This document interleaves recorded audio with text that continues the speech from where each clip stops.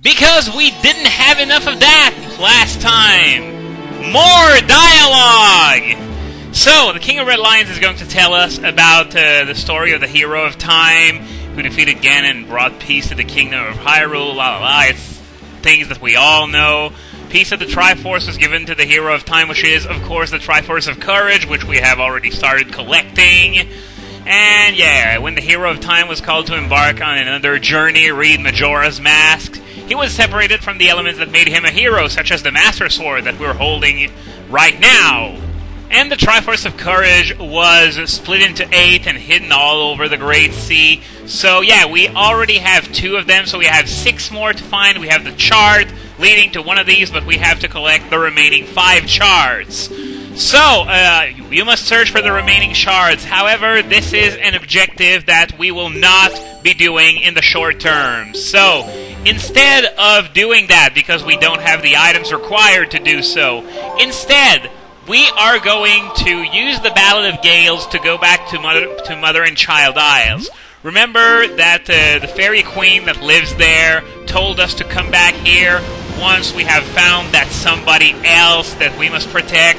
We have found her. It is Tetra, aka Princess Zelda. So now that we've done that, it's time for us to come back to Mother and Child Isles and see what the Fairy Queen can do for us. Ooh, we get the real fancy sparklies this time.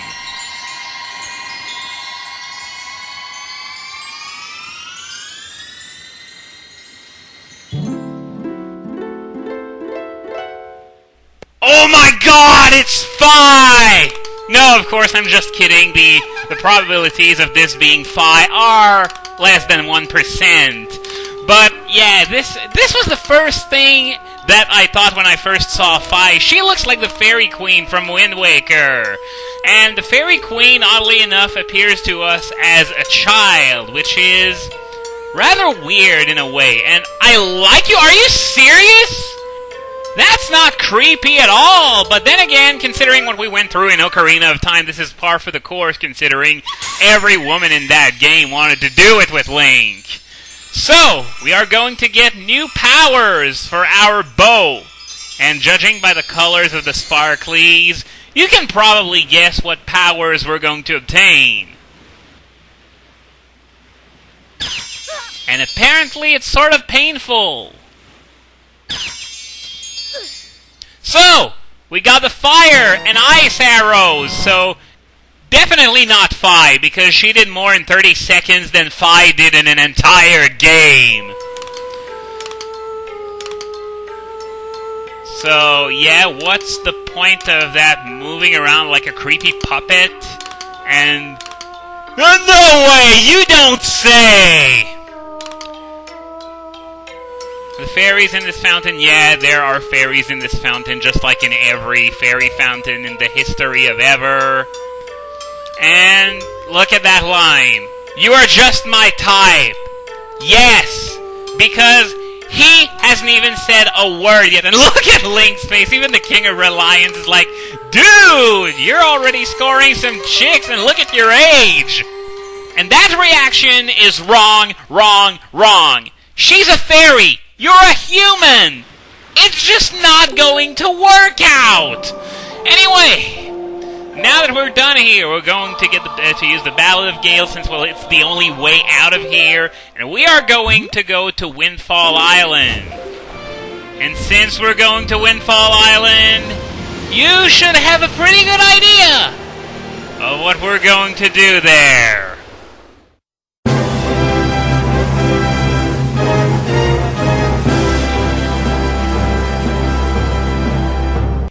Yes, many things to do on Windfall Island. First, let's head over to the rich guy's mansion. Have we ever been to the second floor before? I can't recall. But when you get in there, you're going to have a little surprise. That's right. Remember the poor guy standing near the entrance to the town, begging you to rescue his daughter? Well, apparently he's had a change of fortune ever since we last met, because he's now the rich guy. on the island. Have we perhaps met before? Yes, we have, but of course he doesn't recall anything because, oh well, absolute power corrupts absolutely, and this guy has completely lost track of where his priorities should be. So yeah, the way they became rich, basically, his daughter, who was kidnapped over at the Forsaken Fortress, got a crap load of treasure from that fortress, and not only was it enough to pay the hefty ransom that the pirates were demanding, but apparently there was more than enough left to buy some new clothes, a mansion, and this guy's laugh, absolutely creepy. Well, everything about this guy is creepy, but the laugh, holy shit. Now this girl, whose name is Maggie, you may remember her as one of the two girls that were kidnapped in the Forsaken Fortress, and well, she's no longer dressed in rags, she's dressed like a princess. And apparently, as she's telling us, she's in love with someone, that sweet boy who gave her all those expensive necklaces. We never met a boy in the Forsaken Fortress. She's in love with a moblin! Oh my god! This is... Okay, I've mentioned the many opportunities for interspecies shipping in Ocarina of Time, but... Fucking a moblin! Oh my god! She wants his hot moblin man meat!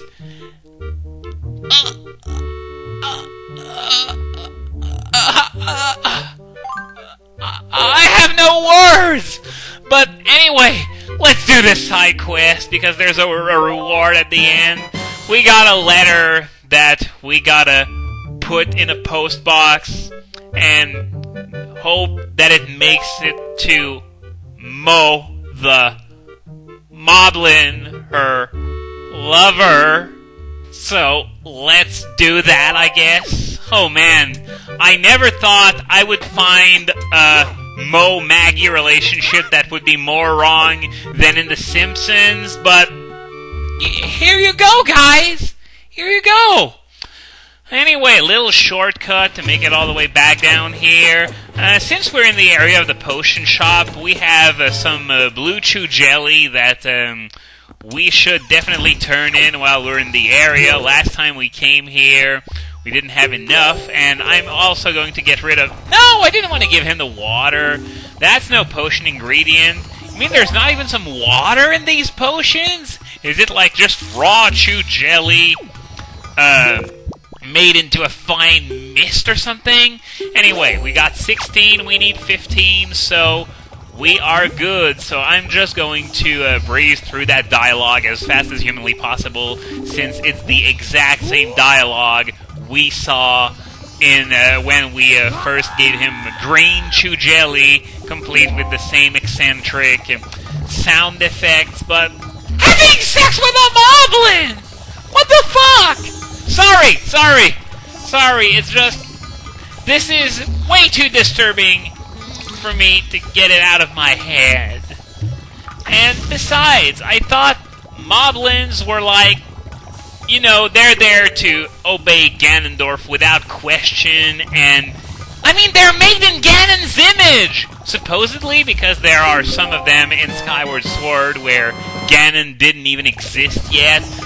Same for the Minish Cap, I guess, but they're theoretically made in Ganon's image. So, she's in love with a monster made in Ganon's image. Scary fucking thought. And makes me sad to say this, but this potion dealer is the most sane individual we've met in this entire video.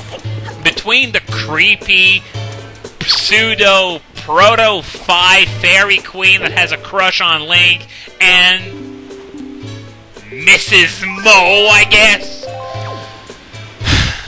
And, by the way, this guy here, he used to be the rich guy, but now he's dressed in rags. He lost everything with that ransom the pirates were demanding in return for his daughter. And he used to have his priorities, well, not so straight, but now he understands what's really important. Unfortunately, his daughter could be taught a few lessons, as we are going to see probably in the next episode. But for now, let's head back to the rich guy's mansion. and see what's going on over there. So, there's a confrontation between the rich guy and some random Rito postman, as we saw earlier. The rich guy has a phobia of postmen for some reason. We don't allow postmen here. Of all the people, why postmen? I mean, a random stranger just barged into your house, and you're going to take your anger out on the postman of all people? But yeah, this guy here really doesn't want to hear anything, even though he's got Mo's letter with him. This explains why Mo never answered Maggie's letters, because they were always blocked at this point. And in fact, Mo never answered. He answered. It's just that the letters never made it back to Maggie, thankfully. But, yeah... This rich guy, rather crazy in the head. I mean, this is just a letter for his daughter, and, normally this would be utterly wrong of a father to do that, but considering the circumstances, which, hilariously enough, he's not even aware of, actually, this is a pretty good idea. So, apparently he's a very overprotective father, which usually is a trait that isn't very likable in a character, but as I said before, considering the circumstances, this is actually a pretty good idea to be so overprotective. Anyway, we gotta go catch up with the postman, who is over there at the cafe, and I just want to point out something for kicks. I posted Maggie's letter to Mo, and it took less than 30 seconds for the postman to go all the way over there, deliver the letter, for Mo to answer, then deliver the reply back to Maggie's house. All that took about, 30 seconds, and this guy doesn't even seem fazed by the fact that a moblin named Mo is sending letters to a little girl. He's not fazed by that at all. So is that like standard on the Gracie for human beings to commingle with the forces of darkness? I have no idea. But these people that we've met on our journey are so fucked up that it wouldn't surprise me in the slightest. Anyway, he suggests that we go give Maggie the letter since, we're not a postman and he has to get the job done somehow. And, sort of has a sting to it, of course. It's a freaking moblin. What do you expect moblins to use deodorant and perfume and soap and stuff like that? They're pig monsters made in Ganon's image! Also, something that caught my eye when he gave me the letter, there was a chow face on the letter. Go back and watch it if you don't believe me. There's a freaking chow face on there. Okay, I know it's not really a chow face. It's supposed to be like a moblin nose or something. Like he tried to kiss the envelope or something. But fun to pretend that it's a chow face and this is a hidden Sonic Adventure reference or something. So, let's give her the letter. Let's be done with this. As you can see, I'm not particularly enthusiastic about what's going to happen. So, another chow face, as you can see right there. I like you, Maggie, so much that I want to eat you for dinner. That's not creepy at all! It must mean, can it be? Is this his marriage proposal? Seriously? He wants you to be his next meal, and you consider this his marriage proposal? Then again, in a twisted sort of way, this is the perfect couple. She wants him inside her. He wants her inside him. So, clearly it's meant to be. And for our efforts, we're going to get the most tainted, repulsive piece of heart that we have ever had. But since I'm going for 100% completion, I'm going to swallow my pride and take it anyway. Now, There's still something to be done with that crazy-ass family, but I'm gonna wait until next time because I might be driven insane.